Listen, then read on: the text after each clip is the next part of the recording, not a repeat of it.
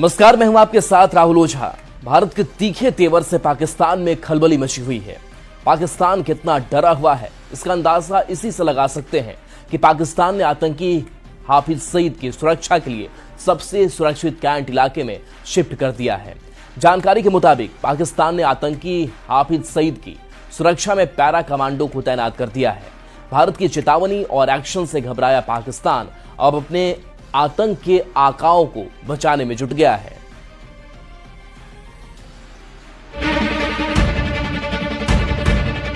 इस दरिया से हमारा पानी बहेगा या उनका खून बहेगा। अगर तू पानी बंद करेगा, इंशाअल्लाह हम तेरी सांस बंद करेंगे, इन दरियाओं में से खून बहेगा। पाकिस्तान में खौफ पसरा है, डर है कि जाने कब और कहां हिंदुस्तान बड़ा हमला कर दे। हालात ऐसे हैं कि पाकिस्तान में आतंकियों से लेकर सेना और सरकार तक के नुमाइंदे या तो भारत को खोखली धमकियां दे रहे हैं या फिर अल्लाह से दुआ कर रहे हैं कि जंग जैसी सूरत ना आ जाए, जंग टल जाए।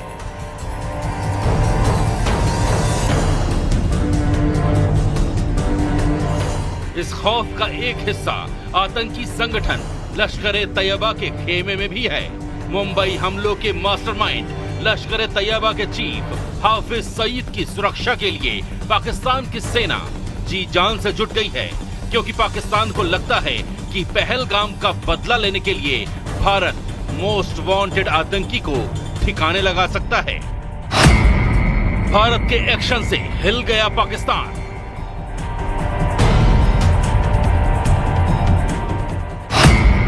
हाफिज सईद को पाकिस्तान ने कैंट में छिपाया।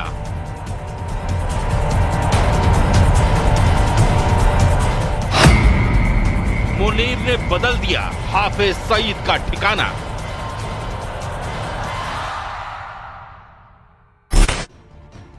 पहलगाम में जो आतंकी हमला हुआ, उसकी साजिश पाकिस्तान या पाकिस्तान अधिकृत कश्मीर में की गई। इतने बड़े हमले को अंजाम देने से पहले ही पाकिस्तान को पता था कि हिंदुस्तान का रुख इस बार बहुत ही ज्यादा सख्त होगा।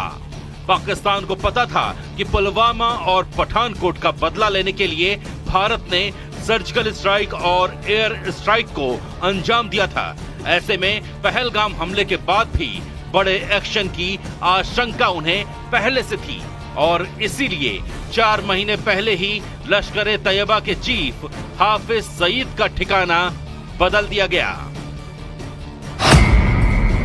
हाफिज सईद को लाहौर के छावनी इलाके में शिफ्ट किया गया। लाहौर के मियां मीर में एक सेफ हाउस में हाफिज सईद है। मियां मीर में है पाकिस्तानी आर्मी के 4 कोर कमांडर रैंक का अफसर का घर। लाहौर का सबसे ज्यादा सुरक्षित कहा जाने वाला इलाका है मियां मीर। हाफिज सईद की सुरक्षा में तैनात हैं एसएसजी के retired para commando.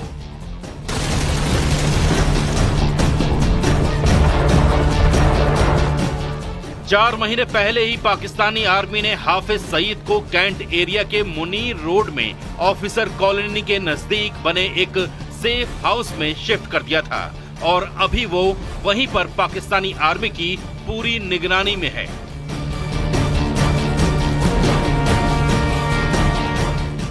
Hafiz Saeed safe house से बाहर नहीं आ रहा है, इतना खौफ में है हाफिज सईद। लश्कर-ए-तैयबा के पॉलिटिकल विंग मरकजी मुस्लिम लीग की रैलियों में भी खुद नहीं जा रहा है, लेकिन अपने ऑडियो मैसेज भेज रहा है और उसी से भारत को गीदड़ भभकी दे रहा है। तुम पाकिस्तान के पानी को रोकोगे, पाकिस्तान की शराब सनत का खात्मा करके, पाकिस्तान की मईशत तबाह करके, सीपैक के मंसूबे नाकाम करने के लिए तू बढ़ के मारेगा और तू चाहेगा हम चुप रहे। अगर तू पानी बंद करेगा, इंशाअल्लाह हम तेरी सांस बंद करेंगे, इन दरियाओं में से खून बहेगा। इससे पहले तक हाफिज सईद अक्सर पाकिस्तान में खुलेआम भीड़ के बीच अपने काफिले के साथ निकलता था, उसको पाकिस्तान की सेना और खुफिया एजेंसियां सुरक्षा देती हैं। लेकिन उन्हें पता था कि पहलगाम हमले के बाद हालात ऐसे होंगे कि किसी तरह की सुरक्षा काम नहीं आएगी। लिहाजा हाफिज सईद को आर्मी अफसरों की कॉलोनी में छिपाया गया है। हाफिज सईद को पाक आर्मी ने 3 बुलेट प्रूफ गाड़ियां दी हैं। हाफिज सईद की गाड़ी का ड्राइवर भी पाक आर्मी का रिटायर्ड एसएसजी पैरा कमांडो है। हाफिज का ड्राइवर शॉटगन और AK-47 किटी पिस्तौल से लैस रहता है। लश्कर के ट्रेंड आतंकी कोड वर्ड में हाफिज सईद को तायाजी कहते हैं। पाकिस्तानी खुफिया एजेंसी ISI और पाकिस्तानी आर्मी ने हाफिज सईद के किसी भी मूवमेंट पर एकदम रोक लगा रखी है। वहीं लश्कर खालसा का चीफ और ऑपरेशन हेड भी हाफिज सईद ही बताया जाता है। लश्कर खालसा लश्कर तैयबा की वो विंग है जो भारत के पंजाब में पाकिस्तान से खालिस्तान आतंकवाद को बढ़ावा देने के लिए काम करती है।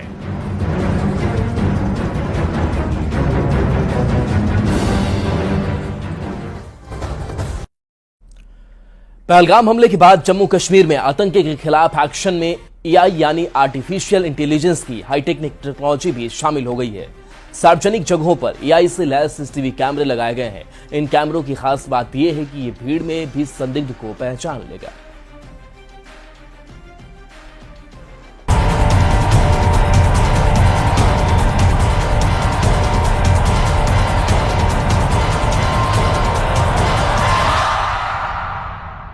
पहलगाम आतंकवादी हमले के बाद जम्मू कश्मीर में तकनीक के जरिए आतंक से लड़ने की तैयारी चल रही है। इसमें हम पहुंचे हैं एक कंट्रोल रूम में और खास बात यह है कि यहां पर यह दिखाने की कोशिश है कि अभी वहां पर यानी कि जम्मू कश्मीर के जो सार्वजनिक स्थान है उस जगह पर किस तरीके से तकनीक का इस्तेमाल किया जा रहा है जो आधुनिक है और भविष्य में और भी ज्यादा इसको अपग्रेड किया जा रहा है। खास ये देखिए, इस समय मैंने चेहरे पे मास्क लगाया है। अगर कोई संदिग्ध व्यक्ति किसी भी जगह पर जाता है तो अगर मास्क में है तो उसकी भी पहचान की जा सकती है। जैसे मैंने मास्क यहां पर इस्तेमाल किया है और मेरा डेटा सरकारी जो होता है वहां पर अपडेटेड है। तो ये देखिए 81% मास्क के साथ में, यानी कि मेरा पहले से ही उनके पास में दर्ज है और 81% यहां पर मैच कर रहा है। तो यानी कि अगर आपने फेस कवर भी किया है तो पहचान की जा सकती है। इस तरीके की तकनीक का इस्तेमाल किया जा रहा है। AI तकनीक की टॉर्च से भी जम्मू कश्मीर में जवानों को लैस किया गया है। इस टॉर्च की खास बात यह है कि ये चेहरे को पहचान सकती है।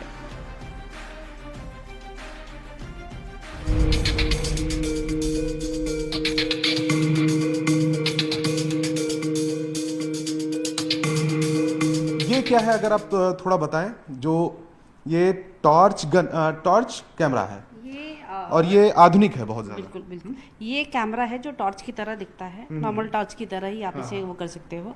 ये यूज होता है पेट्रोलिंग के लिए। इसके अंदर क्या है, AI इनेबल्ड कैमरा है, built in face recognition AI engine है। तो इसमें क्या है, जैसे आपका सस्पेक्टेड लोगों का डेटाबेस हम इसके अंदर डाल सकते हैं और जैसे आपके ऑफिसर या अथॉरिटीज इस नॉर्मल पेट्रोलिंग में यूज करेंगे और कोई अगर संदिग्ध डिटेक्ट होता है तो ये सेम टाइम पे आपके कंट्रोल रूम में इन्फॉर्म कर देगा विद आपके पास जिस तरीके से आपने देखा फोटोग्राफ कि ये आपका इतने % के साथ में ये पर्सन मैच हो रहा है। और जो जिसके हाथ में ये आपका टॉर्च होगा तो ये वाइब्रेट भी करने लग जाएगा, तो उसको भी पता चल जाएगा कि ये संदिग्ध पाया गया है। तो क्या है कि सामने वाले को नहीं पता चलेगा कि वो डिटेक्ट हो गया है, बट ऑफिसर को पता चल जाएगा कि ये कोई डिटेक्ट हुआ है। अच्छा। तो इस तरीके से इसमें आधुनिक है। बिल्कुल, ये इनेबल्ड है पूरा, फेस रिकॉग्निशन बिल्ट इन है। आप फेस का डेटाबेस इसके अंदर डाल सकते हैं। प्लस इसमें आपका कनेक्टिविटी के लिए 4G का ऑप्शन है, 4G सिम डालिए और कहीं पे भी आप कंट्रोल रूम में इंफॉर्मेशन सेंड कर सकते हैं। पाकिस्तान का आर्मी चीफ भी भारत के एक्शन से खौफ में है। उसे अपनी ही सेना पर भरोसा नहीं है। अपनी सेना को कह रहा है कि घबराओ मत, हम एक्शन लेंगे। वहीं पाकिस्तान के नेताओं को भी अब सेना पर भरोसा नहीं है कि वो युद्ध लड़ पाएंगे, इसलिए रह रहकर सिर परमाणु बम दिखा रहे हैं।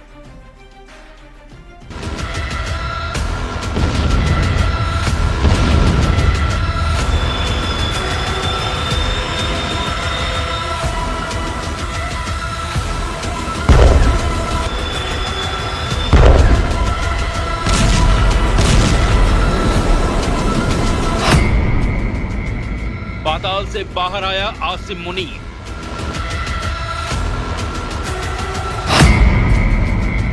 खौफ से कांपते हुए दिखा पाक आर्मी चीफ।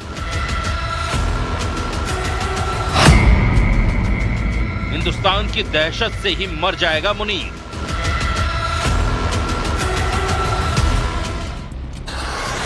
एक्शन पर एक्शन लिया जा रहा है। हिंदुस्तान लगातार पाकिस्तान को घेर रहा है। रणनीतिक और कूटनीतिक दोनों मोर्चे पर दिल्ली से कश्मीर और दुनिया भर में चल रही कार्रवाई से पाकिस्तान इस कदर घिर गया है कि अब आतंकिस्तान पर किसी भी तरह की मिलिट्री एक्शन की आशंका से पाकिस्तान की फिजा में दहशत फैल गई है।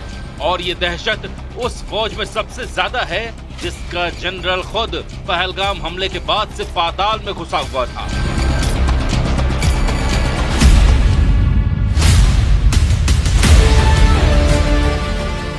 पाकिस्तानी सेना प्रमुख जनरल आसिम मुनीर का डर अब उसकी बातों से झलकने लगा है और पाकिस्तान के सैनिकों और पाकिस्तान की आवाम के सामने आ गया।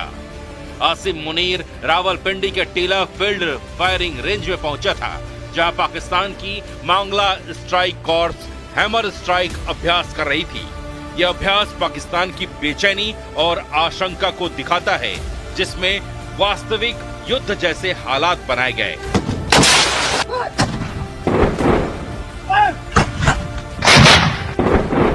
यहीं पर पाकिस्तानी सैनिकों से बात करते हुए आसिम मुनीर का डर सामने आ गया। उसने अपनी सेना से कहा कि घबराने की बात नहीं है, भारत के किसी भी मिलिट्री एक्शन पर कड़ा, तेज और उससे भी ताकतवर जवाबी एक्शन होगा। अभ्यास में अत्याधुनिक तकनीक, लड़ाकू विमान, लंबी दूरी की तोपें और भारी हथियार शामिल किए गए, जो पाक सेना की घबराहट की पुष्टि करते हैं।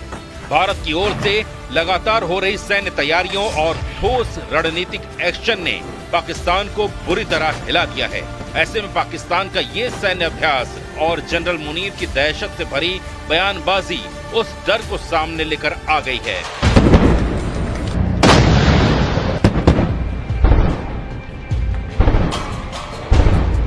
इतना ही नहीं, दहशत ऐसी है कि पाकिस्तान के नेता बार बार परमाणु बम की धमकी दे रहे हैं। डर का ऐसा माहौल है कि पाकिस्तान को सिर्फ और सिर्फ अपने परमाणु बमों पर भरोसा रह गया है, अपनी फौज की ताकत पर नहीं।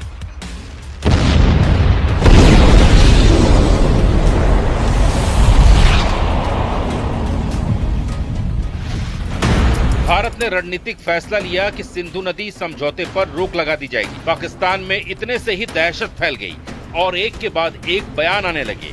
परमाणु बम और मिसाइलों की गिनती की जाने लगी। उन्होंने कह दिया ना कि अगर हमारा पानी बंद करेंगे तो फिर जंग के लिए तैयार हो जाएं। ये जो गोरी, शाहीन, गजनवी, ये चौकों में सजाने के लिए नहीं हमने रखे हुए, ये हमने हिंदुस्तान के लिए रखे हैं। बाबा, ये जो 130 एटॉमिक हमारे पास वेपन है, वो हमने सिर्फ मॉडल बनाने के लिए नहीं रखे हुए।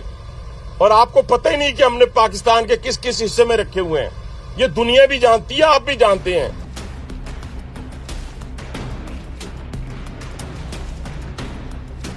पाकिस्तान पीपल्स पार्टी के नेता बिलावल भुट्टो जरदारी की तकरीर तो यहां तक पहुंच गई कि सिंधु में अगर पानी नहीं बहेगा तो खून बहेगा।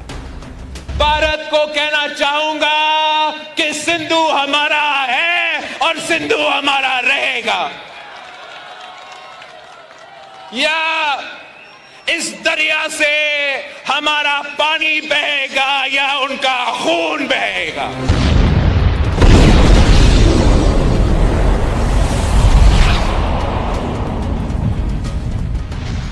पाकिस्तान एक बार फिर भारत को परमाणु युद्ध की गीदड़ भभकी दे रहा है। पीपीपी अध्यक्ष बिलावल भुट्टो जरदारी ने ब्रिटिश मीडिया से बातचीत में कहा कि पाकिस्तान की थल, जल और वायुसेना भारत की किसी भी कार्रवाई का जवाब देने के लिए तैयार है। दोनों देशों के पास न्यूक्लियर ताकत होने की वजह से हालात और खतरनाक हो सकते हैं।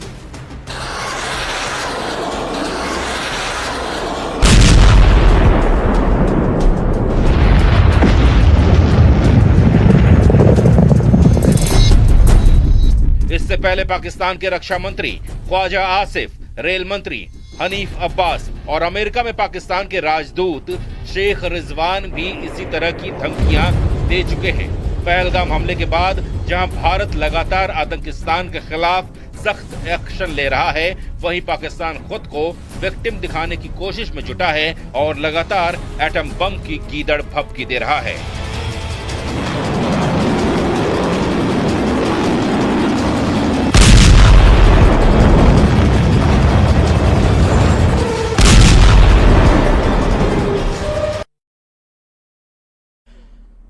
पहलगाम हमले के बाद से भारत की तरफ से हो रहे एक्शन से पाकिस्तान इस तरह से घबरा चुका है कि वो क्या करे, और हालात ऐसे बन गए हैं कि पाकिस्तानी एयरफोर्स झूठे वीडियो का भी सहारा ले रहा है। इन झूठे वीडियो के जरिए वो बताने की कोशिश कर रहा है कि वो अपनी सरहदों की सुरक्षा के लिए तैयार है, लेकिन सच्चाई ये है कि वीडियो 1 साल पुराना और युद्धाभ्यास का है।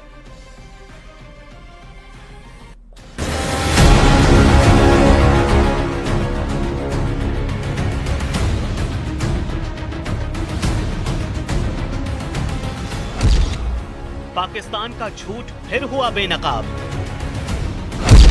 पाकिस्तानी एयरफोर्स ने दिखाई झूठी ताकत। गीदड़ भभकी के सहारे पाकिस्तानी सेना।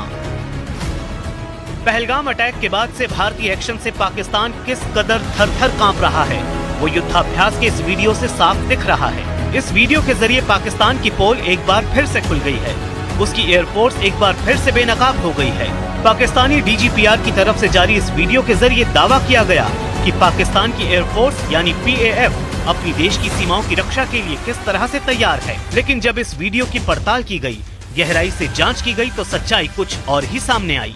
पाकिस्तान की एयरफोर्स जिस वीडियो के जरिए गीदड़ भभकी दे रही है, वो वीडियो 1 साल पुराना है और ये वीडियो तुर्की और रूस के साथ की गई वॉर एक्सरसाइज का वीडियो है। इस वीडियो को एडिट करके पाकिस्तान ये दिखाना चाह रहा है कि वो कितना मजबूत है। दरअसल पाकिस्तान इस वीडियो के जरिए ये मैसेज देने की कोशिश कर रहा था कि वो सरहद पर पूरी मुस्तैदी से डटा है, लेकिन पल भर में उसका ये दावा फेल हो गया।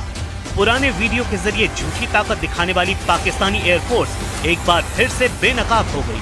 डीजीपीआर का ये वीडियो सोशल मीडिया पर मजाक का विषय बन गया है, क्योंकि अलग अलग वॉर एक्सरसाइज के वीडियो को जोड़कर, पुराने हथियारों के प्रदर्शन के क्लिप्स को जोड़कर बनाए गए इस वीडियो के जरिए पाकिस्तान ने एक फर्जी ताकत का मुजाहिरा पेश करने की कोशिश की है। इस तरह पाकिस्तान ने सोशल मीडिया पर अपने फाइटर जेट्स के एक्शन की तस्वीरों के जरिए अपनी झूठी ताकत दिखाने की कोशिश की, लेकिन यहाँ भी उसका झूठ पकड़ में आ गया, क्योंकि सोशल मीडिया पर पोस्ट की गई ये तस्वीरें भी पुरानी हैं। अब जरा इस तस्वीर को गौर से देखिए। पाकिस्तान की एयरफोर्स JF-17 थंडर B3 लड़ाकू विमान की तस्वीर सोशल मीडिया पर शेयर करके खुद को मजबूत दिखाने की कोशिश में दिख रही है, जबकि ये पोस्ट 15 अगस्त 2022 का है। अब जरा पाकिस्तानी डिफेंस की ही एक और सोशल मीडिया पोस्ट को देखिए, जो 14 अगस्त 2024 का है। इस पोस्ट में पाकिस्तानी एयरफोर्स के JF-17 थंडर ब्लॉक 2 विमान की तस्वीर और उसकी मिसाइल क्षमताओं, जो क्रूज मिसाइल से लैस है, उसको दिखाया गया है। इसी तरह एक पोस्ट में पाकिस्तानी एयरफोर्स के विंग लूंग 2 मानव रहित कॉम्बैट एरियल व्हीकल को दिखाया गया है। ये पोस्ट भी 7 फरवरी 2024 की है। अब 13 अप्रैल 2023 में YouTube पर अपलोड किए गए इस वीडियो के स्क्रीनशॉट को देखिए। इसके जरिए पाकिस्तान की सेना ये दिखाने की कोशिश कर रही है कि वो साइबर वॉरफेयर और स्पेक्ट्रम सुपीरियरिटी की दिशा में भी तैयारी कर रही है। अब इसी से अंदाजा लगाया जा सकता है कि पाकिस्तान की फोर्स अपने पुराने वीडियो और सोशल मीडिया पोस्ट को इस समय इस तरह से सामने ला रही है जैसे ये पहलगाम हमले के बाद की उसकी एक्सरसाइज हो। यानी पाकिस्तान ने अपनी खोखली तैयारी को एक तरह से छिपाने की कोशिश की है, लेकिन सच सामने आ गया है। पाकिस्तान के इस झूठे प्रोपेगेंडा की पोल पूरी दुनिया के सामने खुल गई है। इस तरह पाकिस्तानी आर्मी की कमजोरी का एक और वीडियो देखिए। तोप और टैंकों से धमाके का ये वीडियो कोई बच्चा भी देखेगा तो पहचान जाएगा कि ये पुराना वीडियो है, लेकिन पाकिस्तान की अनपढ़ सेना इस वीडियो को 30 अप्रैल 2025 का वीडियो बताकर अपनी झूठी ताकत दिखाने की कोशिश कर रही है।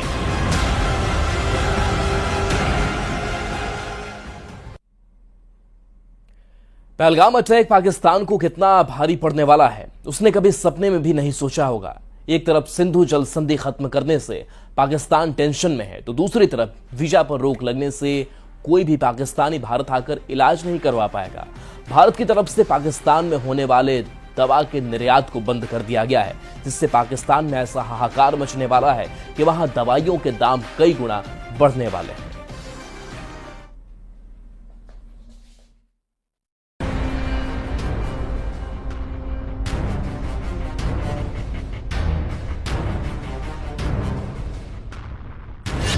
पानी के बाद अब दवा को तरसेगा पाकिस्तान।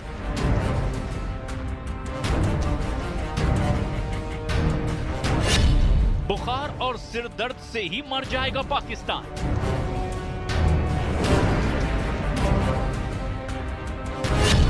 पाकिस्तान में 10 गुना महंगी होगी दवाएं।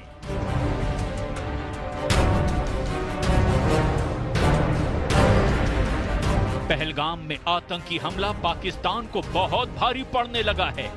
पानी के बाद वीजा रोकने से पाकिस्तानियों को जो टेंशन हुई है, अब उस टेंशन का पारा और हाई होने वाला है, क्योंकि भारत की तरफ से पाकिस्तान में दवाओं का निर्यात भी अब बंद कर दिया गया है। इसका मतलब यह है कि अब पाकिस्तान में दवाओं की भारी किल्लत होने वाली है, यानी इसका सीधा सीधा असर अब पाकिस्तान की तबीयत पर पड़ने वाला है। वाणिज्य मंत्रालय के अधीन federation of Indian export organisation के महानिदेशक डॉक्टर अजय सहाय ने न्यूज 18 इंडिया से बातचीत में कहा कि पाकिस्तान को दवाओं की सप्लाई बंद होने से बहुत बड़ी परेशानी होने वाली है। उन्होंने कहा कि अभी जो दवा पाकिस्तान जाती है, ट्रेड के बंद होने से उसी दवा की कीमत 5 से 10 गुना तक बढ़ सकती है और इसके जरूर कुछ प्रभाव पाकिस्तान के ऊपर देखे जाएंगे, क्योंकि एक इंडिया ना खाली बहुत सेक्टर में बहुत कॉम्पिटिटिव था और बहुत कॉम्पिटिटिव प्राइस पे देता था, लेकिन हमारी प्रॉक्सिमिटी के कारण फ्रेट रेट भी पाकिस्तान के लिए काफी नीचे थे। अगर फार्मास्यूटिकल की बात कीजिए तो जो हम फार्मा पाकिस्तान को सप्लाई करते थे, अगर पाकिस्तान उन्हीं चीज को अब यूरोप से लेना चाहेगा तो जो उनकी कॉस्ट है वो कई गुना बढ़ जाएगी और अगर एक जनरल थंब इंप्रेशन लीजिए 4 से 5 गुना कॉस्ट बढ़ जाएगी। पहलगाम आतंकी हमले के बाद से भारत ने पाकिस्तान से व्यापारिक रिश्ते खत्म कर दिए हैं। दोनों देशों के बीच ट्रेड खत्म होने का असर अब भारत पर कुछ नहीं पड़ेगा, लेकिन पाकिस्तान की अर्थव्यवस्था जरूर हिल जाएगी और पाकिस्तान के हेल्थ सेक्टर पर इसका सीधा असर देखने को मिलेगा। पाकिस्तान में दवाओं की कीमत एकदम से आसमान छूने लगेंगी। पाकिस्तान में दवाओं की कीमत 10 गुना तक बढ़ सकती है। पाकिस्तान को अब दवाओं के लिए यूरोपीय देशों पर निर्भर होना पड़ेगा, जहां दवाओं की कीमत भारत से कई गुना ज्यादा है।